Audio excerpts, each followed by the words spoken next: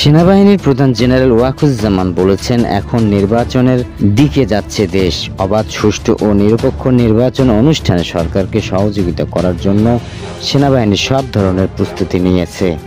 দীর্ঘ সময় ধরে সেনারা মাঠে দায়িত্ব পালন করছে। আগে এত দীর্ঘ সময় মাঠে থাকতে হয়নি, তাই সবার সঙ্গে ভালো সম্পর্ক বজায় রাখতে হবে। দূরত্ব থাকলে তা দূর করতে হবে। সেনাপ্রধান জোর দিয়ে বলেন, দেশের মানুষ এখন সেনা সদস্যের দিকে তাকিয়ে আছে। তোমরাই দেশের ভবিষ্যৎ, তাই দেশপ্রেমে উদ্বুদ্ধ হতে হবে এবং সেনাবাহিনী চেইন অফ কমান্ডার অক্ষুণ্ণ রাখতে হবে। সেনাবাহিনী একটি পেশাদার সংগঠন। মাঠে দায়িত্ব পালনের সময় পেশাদারিত্ব দেখাতে হবে। প্রতিশোধমূলক কোনো কাজে জড়ানো যাবে না। বাংলাদেশ সেনাবাহিনী ইস্যুতে নানা কূটনীতির জবাবে তিনি বলেছেন, এসব মন্তব্য অখুশি হওয়ার কিছু নেই। যারা এসব করছে তাদের বয়স কম, তারা আমাদের সন্তানের বয়সী। তারা বড় হলে নিজেদের ভুল বুঝতে পারবে, তখন নিজেরাই লজ্জিত হবে। নাম উল্লেখ না করে সেনাপ্রধান বললেন, একজন সেনা সদস্যের বিরুদ্ধে রাজনৈতিক দলের সঙ্গে সংশ্লিষ্ট থাকার অভিযোগ তদন্তাধীন। অভিযোগ প্রমাণিত হলে তার বিরুদ্ধে ব্যবস্থা নেওয়া হবে। সেনাবাহিনীর কোনো সদস্য রাজনৈতিক কর্মকাণ্ডে জড়াতে পারবে না। আরেক কর্মকর্তার বিরুদ্ধে নারী নির্যাতনের অভিযোগ নিয়েও তদন্ত চলছে। নৈতিক স্থলত বিষয়ে কাউকে ছাড় দেওয়া হবে না, তবে মিডিয়া ট্রায়ালের ভিত্তিতে কাউকে সাজা দেওয়া হবে না। অভিযোগ প্রমাণিত হলে অবশ্যই ব্যবস্থা নেওয়া হবে। সেনাপ্রধান জেনারেল ওয়াকারুজ্জামান ঊর্ধ্বতন কর্মকর্তাদের উদ্দেশ্যে বলেন, একজন সেনা কর্মকর্তাকে গড়ে তুলতে রাষ্ট্র বিপুল অর্থ ব্যয় করে। তাই কেউ যাতে অপরাধে জড়াতে না পারে সে বিষয়ে আগেভাগেই খেয়াল রাখতে হবে। অপরাধে জড়িয়ে পড়ার পর তাকে বাড়ি পাঠিয়ে দিলে সেটি রাষ্ট্রের অর্থের অপচয় ছাড়া কিছুই নয়।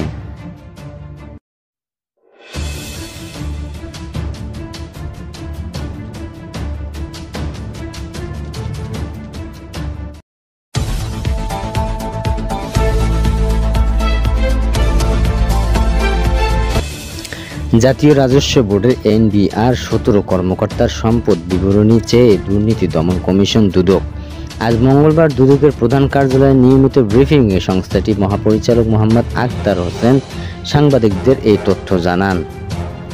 সম্পদ বিবরণী দিতে যাদের চিঠি পাঠানো হয়েছে তারা হলেন NBR সদস্য মোহাম্মদ লুৎফর আজিম, সদস্য আয়কর নীতি AKM বদিউল আলম, সাবেক অতিরিক্ত মহাপরিচালক CIC মোহাম্মদ আলমগীর হোসেন, যুগ্ম কমিশনার মোহাম্মদ তারিক হাসান, অতিরিক্ত কমিশনার সাধন কুমার কুণ্ড, কাস্টম এক্সাইজ ও ভ্যাট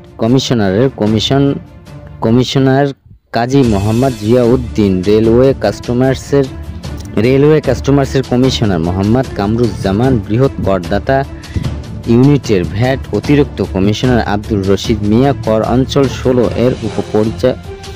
এর উপকর কমিশনার মোহাম্মদ শিহাবুল ইসলাম, কর অঞ্চল 8 এর অতিরিক্ত কর কমিশনার মির্জা আশিক রানা, BCS কর একাডেমির যুগ্ম কর কমিশনার মোহাম্মদ মোর্শেদ উদ্দিন খান, কর অঞ্চল 16 এর উপর কর কমিশনার মোনালিসা শাহরিন,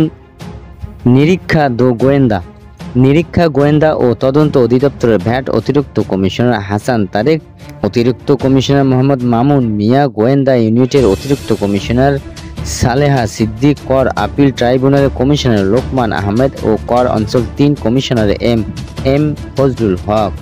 জুন মাসে NBR সংস্থার ঐক্য পরিষদের ব্যানারে জাতীয় রাজস্ব বোর্ডে আন্দোলন শুরু হয়।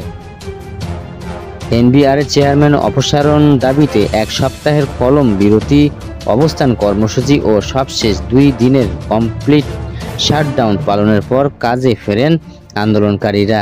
NBR টানা আন্দোলনের মধ্যে কমপ্লিট শাটডাউনের নড়েচড়ে বসে সরকার। NBR সেবা ঘোষণা করে আন্দোলনদের কাজে যোগ দিতে কঠোর হুঁশিয়ারি দেওয়া হয়। এরই মধ্যে আন্দোলনরত 16 NBR কর্মকর্তা দুর্নীতির তথ্য অনুসন্ধান শুরুর তথ্য দেয় দুদক। আর সংকট সমাধানে 5 উপদেষ্টাকে নিয়ে উপদেষ্টা কমিটি গঠন করার কথাও জানান সরকার। নানা নাটকীয়তার মধ্যর পর ব্যবসায়ীদের বেশ কয়েকটি সংগঠনের নেতাদের সঙ্গে আলোচনায় বসেন অর্থ উপদেষ্টা ডক্টর সালেউদ্দিন আহমেদ। সেখানে মেলে অসমাধানের সূত্র। ওই বৈঠকে ইতিবাচক আশ্বাসের ভিত্তিতে ব্যবসায়ী সমিতির নেতাদের মধ্যস্থায় এনবিআর সংস্কার ঐক্য পরিষদ শাটডাউন কর্মসূচি তুলে নেয়। পরদিন কাজে ফেরেন এনবিআরের কর্মীরা।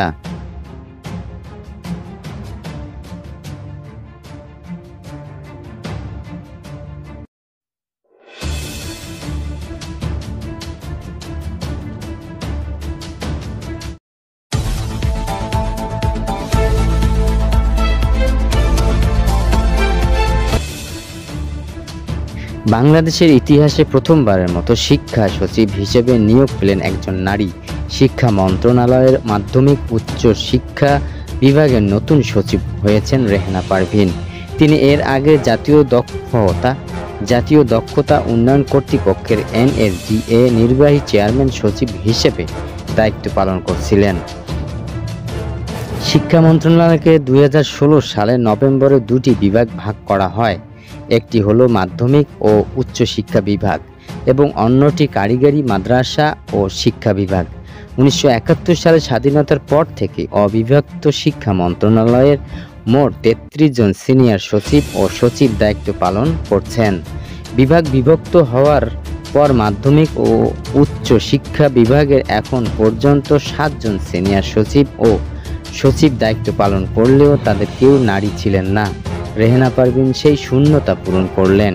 প্রসঙ্গগত 23 জুলাই শিক্ষার্থীদের আন্দোলনের মুখে মাধ্যমিক ও উচ্চ শিক্ষা বিভাগের চুক্তিভিত্তিক সিনিয়র সচিব সিদ্দিক জুবায়েরকে প্রত্যাহার করা হয়। সেই দিনেই তাকে জনপ্রশাসন মন্ত্রণালয়ে সংযুক্ত করা হয়। তার স্থলভিত্তিতে হলেন রেহেনা পারভীন, যিনি এখন দেশের ইতিহাসের প্রথম নারী শিক্ষা সচিব হিসেবে দায়িত্ব গ্রহণ করলেন।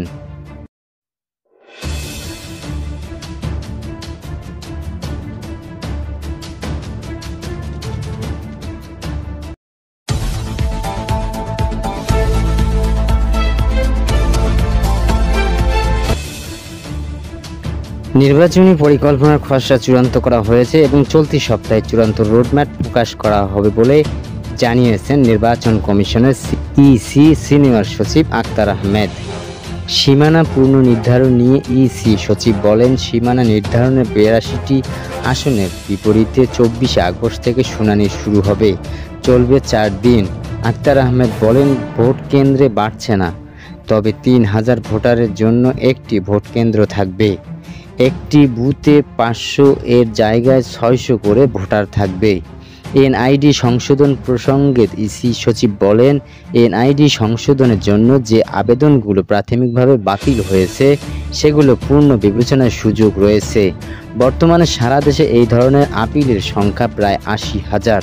ইসি মনে করেন, যদি ডাটা এন্ট্রি আরও নিখুঁত হয় তাহলে আপত্তির সংখ্যা আরও কমে আসবে। ভোট কেন্দ্রে স্থাপনা ও রাজনৈতিক দলের নিবন্ধনের প্রসঙ্গে ইসি সচিব বলেন, ভোট কেন্দ্রের স্থাপনার নীতিমালা নিয়ে আলোচনা হয়েছে। ভোট কেন্দ্রের সংখ্যা বাড়বে না, বরং বিদ্যমান কেন্দ্রগুলোতে ভোটারদের উপস্থিত সমন্বয় করা হবে। বর্তমানে প্রতি 500 ভোটারের জন্য একটি বুথ আছে, যা ভবিষ্যতে 600 করা হতে পারে। রাজনৈতিক দলের নিবন্ধনের বিষয়ে সচিব আরও বলেন যে 22টি রাজনৈতিক দলের আবেদন মাঠ পর্যায়ে যাচাইয়ের জন্য পাঠানো হয়েছিল, তাদের কাজ চলছে। যাদের আবেদন বাতিল বা বিবেচনাযোগ্য মনে হয়নি তাদের সুনির্দিষ্ট কারণ উল্লেখ করে চিঠি পাঠানো হচ্ছে।